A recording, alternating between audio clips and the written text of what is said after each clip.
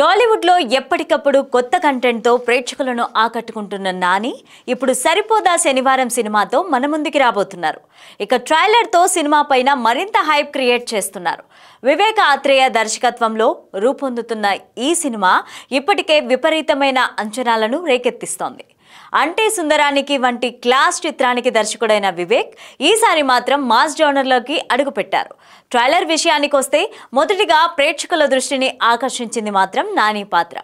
గత చిత్రాల్లో మునుపెన్నడూ చూడని సరికొత్త మాస్ అవతారంలో నాని కనిపించడం ఆయన నటనపైన ఆసక్తిని పెంచుతోంది.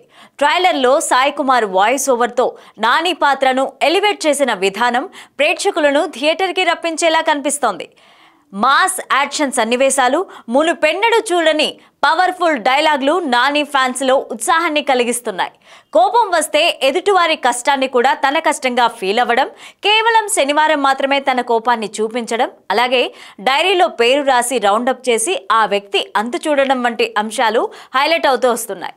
ఇక ప్రియాంక మోహన్తో నాని కెమిస్ట్రీ కూడా మరో ఆకర్షణ. ట్రైలర్లో ఆమె పాత్రకు సంబంధించిన కొన్ని సున్నితమైన సన్నివేశాలు కూడా చూపించారు డైరెక్టర్. అయితే దర్శకుడు వివేక్ ఆత్రేయ గత చిత్రాలలోని క్లాస్ కంటెంట్లను పక్కన పెట్టి పూర్తిగా మాస్ ఎంటర్టైనర్ గా సరిపోదా శనివారం సినిమాని రూపొందించడం విశేషం.